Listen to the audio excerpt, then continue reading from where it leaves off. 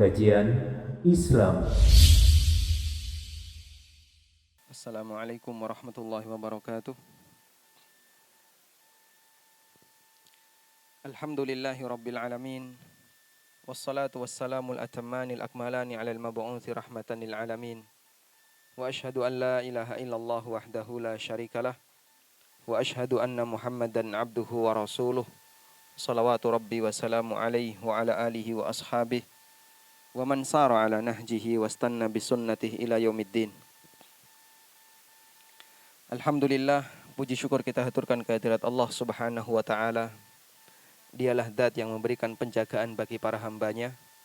Allah Subhanahu wa taala memberikan kita kesehatan sehingga kita bisa melakukan aktivitas di pagi hari ini dengan kondisi baik. Insyaallah tidak ada yang terjangkiti corona kan? Tidak ada, alhamdulillah. Baik. Alhamdulillah. Itu berarti Allah kasih kita penjagaan lahiriah. Dan Allah Subhanahu wa taala juga memberikan penjagaan kepada kita berupa penjagaan batin.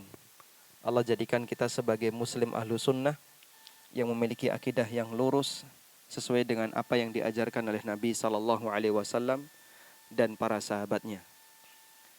Kita akan melanjutkan kajian kita dengan mengacu kepada buku Pengantar Fikih Jual Beli dan Harta Haram. Terakhir yang sudah kita bahas adalah mengenal perbedaan antara ibadah dengan muamalah. Berikutnya kita akan melihat tentang mengenal akad. Silakan yang memiliki buku bisa dibuka mulai halaman 14. Hadirin yang dimuliakan Allah Subhanahu wa taala, akad secara bahasa dari kata aqada yaqidu yang artinya mengikat. Karena itu Allah Subhanahu wa taala menyebut simpul sihir sebagai al-uqad. Karena dia bentuknya ikatan. Kata orang Jawa mereka menyebut dengan buntelan. Karena dia dibungkus kemudian diikat. Kalau ikatannya itu sampai rusak, sihirnya akan tidak memberikan pengaruh. Allah Ta'ala berfirman di surat Al-Alaq, wa min syarrin naffatsati fil uqad. Dan aku berlindung kepadamu ya Allah dari kejahatan para wanita tukang sihir yang dia menghembuskan sihirnya di al-uqad, di buntelan-buntelan atau di ikatan-ikatan. Kemudian transaksi disebut sebagai akad karena dia isinya adalah ikatan. Ikatan untuk menyetujui sebuah komitmen bersama.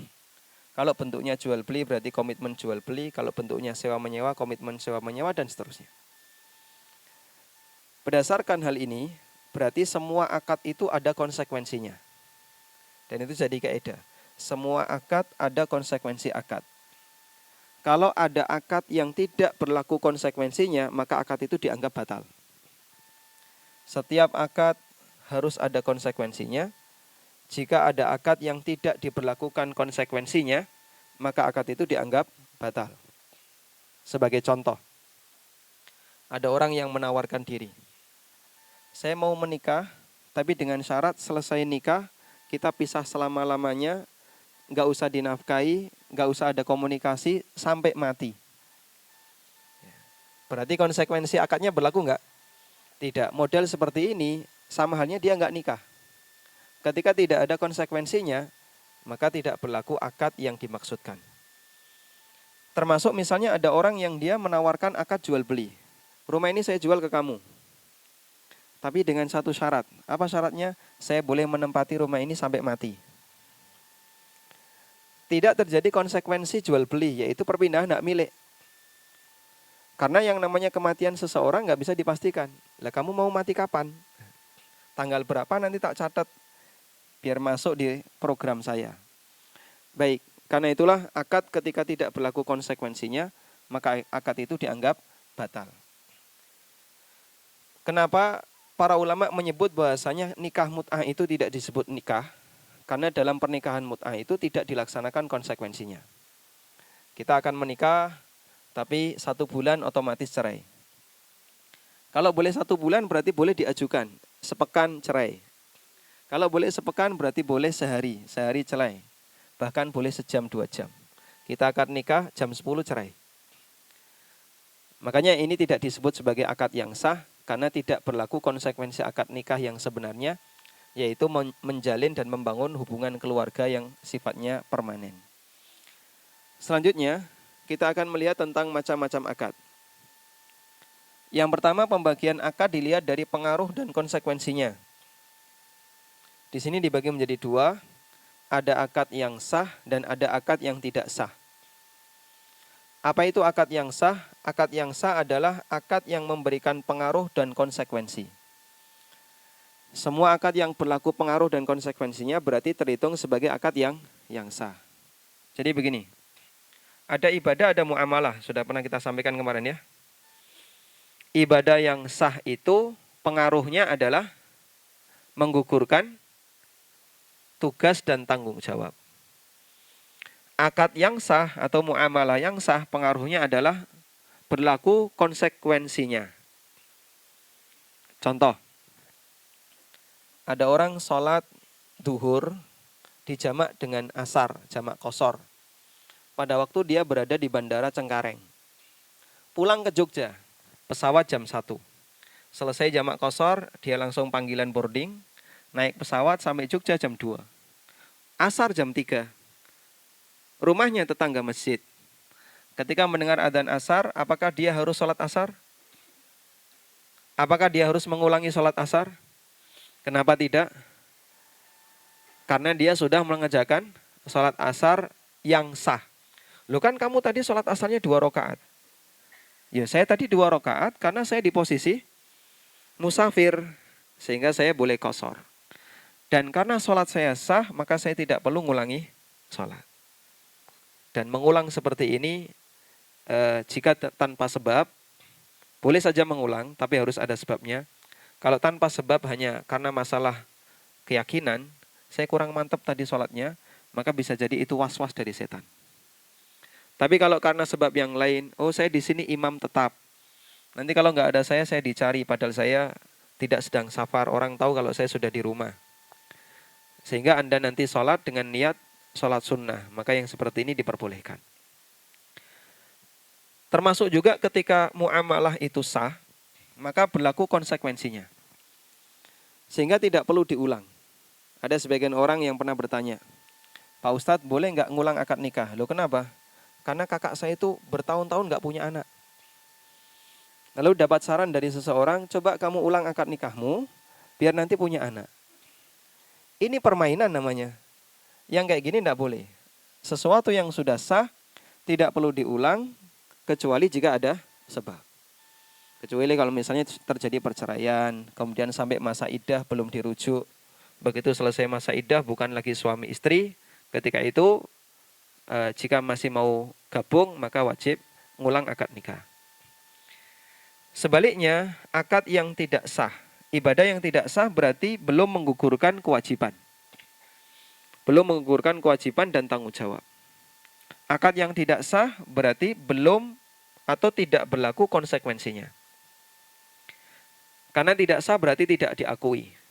Sebagai contoh, salah satu di antara larangan ihram adalah melakukan akad nikah.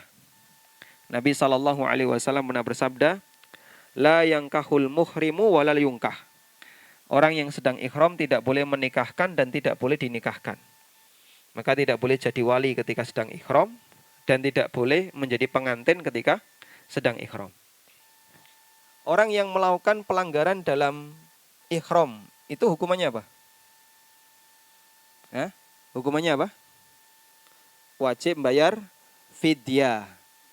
Wajib bayar fidyah. Fidyahnya bisa bentuknya menyembelih binatang yang disebut dam, bisa bentuknya memberi makan orang miskin, atau puasa 3 hari. Baik. Kemudian para ulama membahas, bagaimana kalau ada orang yang akad nikah ketika dia sedang ihram? Jawabannya dia nggak wajib membayar apapun. Lalu kok bisa? Ini kan melakukan pelanggaran. Karena nikahnya dianggap tidak sah. Orang yang sedang ihram, itu dia melakukan larangan. Atau orang yang sedang ihram kemudian menikah, itu dia melakukan salah satu larangan dalam ihram. Dan karena pernikahan ini dilarang secara syariat, maka dia tidak diperhitungkan sehingga dianggap tidak ada. Karena dianggap tidak ada, berarti dianggap tidak melakukan apapun. Maka tidak perlu ada pembayaran fidyah, tidak wajib memberikan dam. Kecuali kalau sudah sampai terjadi hubungan badan. Begini ya. Karena ketika ada perbuatan yang dilarang oleh syariat, lalu perbuatan itu tetap nekat dilakukan, maka perbuatan itu statusnya tidak sah. Contoh, ada satu waktu di mana jual beli itu dilarang. Kapan itu, Pak? Ketika bukan sholat Jumat. Ada satu waktu, saya tidak nyebut tempat ya. Saya nyebut waktu. Ada satu waktu di mana jual beli itu dilarang. Ketika sudah adzan Jumat. Bukan sholat Jumat ya. Ketika sudah adzan Jumat. Allah Subhanahu wa taala berfirman, "Ya ayyuhalladzina amanu idza nudiya lis-salati min yaumil jumu'ah fas'au ila dzikrillah wa dzarul bai'." Wahai orang-orang yang beriman, kalau sudah mendengar panggilan Jumatan, maka bersegeralah menuju zikrullah dan tinggalkan jual beli. Berarti jual beli ketika sudah berkumandang adzan Jumat yang kedua, kalau masjid ini punya 2 adzan, atau adzan Jumat yang khatib sudah naik mimbar, maka jual beli di situ hukumnya batal. Karena dia dilarang oleh Al-Quran. Makanya ibu-ibu, ketika Anda menjual sesuatu, pas bertepatan dengan adzan Jumatan, mohon untuk tidak dilayani jika konsumennya adalah orang yang wajib Jumatan. Dan larangan ini hanya berlaku bagi mereka yang wajib Jumatan. Kalau orangnya tidak wajib Jumatan, seperti ibu-ibu atau anak-anak, melakukan transaksi boleh. Ada orang yang masuk swalayan jam 11, ngambil barang. Jam 12 keluar, pas di kasir adzan Jumat. Kalau dia lelaki tidak boleh dilayani. Kalau dia perempuan, boleh dilayani. Karena transaksi ketika itu hukumnya dilarang. Dan ada kaidah yang mengatakan, an-nahyu yaqtadil fasad, adanya larangan menunjukkan batalnya apa yang dilarang. Dipahami di sini insyaallah? Baik. Karena itu kalau ada orang yang sudah terlanjur beli ketika adzan Jumatan, misalnya beli minyak wangi atau beli kresek 2.000 ya, untuk wadah sandal, uang yang diterima uang haram, barang yang diterima juga bukan barangnya. Wajib dikembalikan karena akad yang batal tidak berlaku konsekuensinya. Begitu ya. Ada satu kasus. Ada orang yang jatuh cinta kepada temannya, saling jatuh cinta, akhirnya mereka ingin menikah. Kemudian lapor ke orang tuanya, ternyata masing-masing tidak merestui. Baik pihak putra maupun pihak putri. Sampai akhirnya dia dapat saran, coba kamu datang saja ke Kiai Fulan, nanti dia bersedia untuk jadi wali. Akhirnya berangkatlah dia ke Kiai Fulan dan meminta kepada Kiai Fulan untuk menjadi wali. Menikahlah mereka. Setelah berjalan 6 bulan, dia dapat keterangan dari Ustadz Firanda atau Ustadz Yazid, kalau nikah seperti ini batal. Kenapa? Wali yang Anda jadikan sebagai wali nikah, itu bukan wali yang sah, tapi wali gadungan. Nikahnya batal. Lalu suami bertanya, terus setelah ini apakah saya harus menceraikan istri saya? Jawabannya harus atau tidak? Harus atau tidak? Kenapa tidak? Karena dia dianggap belum menikah, sehingga tidak perlu ada perceraian. Adanya perceraian itu jika sudah ada nikah yang sah. Nikahmu kemarin nggak diakui, nggak dianggap, sehingga kamu anggap saja belum menikah. Terus kalau misalnya sudah jadi anak bagaimana? Nah, ini masalah baru ya. Kalau sudah jadi anak, ini ada kaidah yang mengatakan begini. Jika ada orang melakukan akad nikah yang secara hukum batal, tapi menurut keyakinan dia sah karena nggak tahu, maka status anak tetap dinasabkan ke bapak, yang ini disebut dengan anak syubhat. Dan nikahnya disebut dengan nikah syubhat. Berarti definisi nikah syubhat itu apa? Akad nikah yang batal secara hukum syara, secara hukum syariat, tapi diyakini sah oleh pelaku karena tidak tahu. Kejadian ini pernah ada di zaman Nabi SAW. Ada seorang lelaki menikahi wanita, kemudian tiba-tiba datang ibu-ibu yang sudah tua. Lalu dia bilang, kamu dan istrimu dulu sama-sama pernah saya susui. Berarti mereka ini saudara sepersusuan. Yang laki-laki kaget, akhirnya lapor kepada Nabi SAW, ya Rasulullah, ada wanita yang aku kayak gini. Kemudian Nabi SAW mengatakan, wa kaifa wa qad qil. Ya gimana lagi kalau emang realitanya kayak gitu, kenapa kamu harus menolaknya? Lalu apa yang harus saya lakukan? Ya hindari istrimu, sudah bukan istrimu lagi. Karena pernikahannya adalah pernikahan yang batal. Apakah dia dianggap telah berzina? Tidak. Kenapa? Karena dia punya keyakinan pada waktu melakukan hubungan ini adalah istri, ini adalah suami. Sehingga tidak dihukumi sebagai orang yang sedang berzina. Karena itulah anaknya jika terlahir maka tetap dinasabkan ke bapak. Sehingga nanti aktanya boleh menyebut ada dua pihak, ibu dan bapak. Kemudian akad nikahnya disebut dengan akad nikah syubhat dan mereka tidak berdosa. Kecuali kalau sudah betul-betul ngerti, tahu tapi tetap nekat, misalnya melanggar. Dia tahu kalau wali yang seperti ini nggak sah, tapi pokoknya yang penting dinikahkan. Nah, kalau kayak gini, ini ngeyel namanya ya. Sehingga yang seperti ini statusnya tetap berdosa. Selanjutnya, apa konsekuensi akad jual beli? Konsekuensi akad jual beli adalah terjadinya perpindahan hak milik.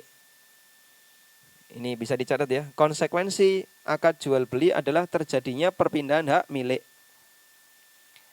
Sehingga kalau sudah akad, maka uang menjadi milik penjual, barang menjadi milik pembeli.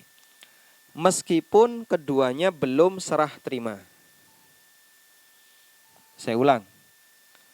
Konsekuensi akad jual beli adalah terjadinya perpindahan hak milik.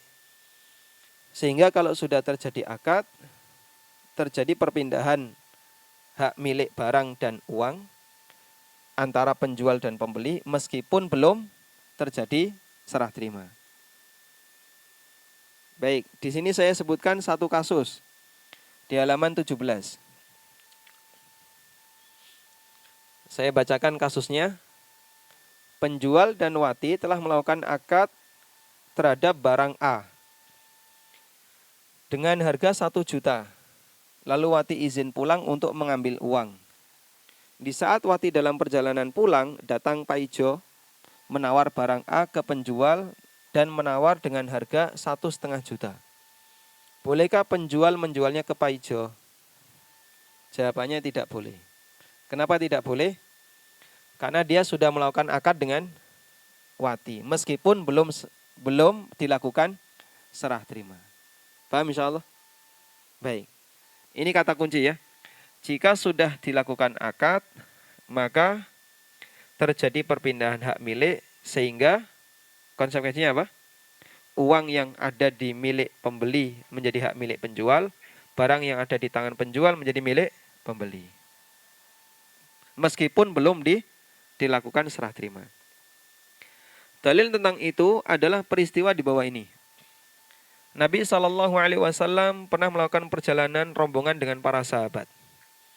Termasuk peserta rombongan yang ikut adalah sahabat Jabir bin Abdullah radhiyallahu anhu. Nah, Jabir naik seekor onta qad'a'ya yang sudah kelelahan sehingga jalannya paling lambat. Akhirnya dia paling belakang. Nabi SAW sebagai pemimpin rombongan, beliau paling belakang lagi. Dan itulah pemimpin rombongan yang ideal.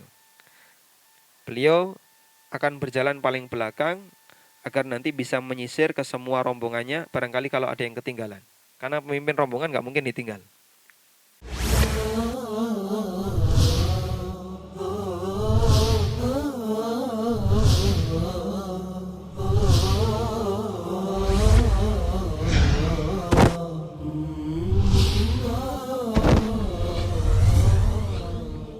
Kajian Islam.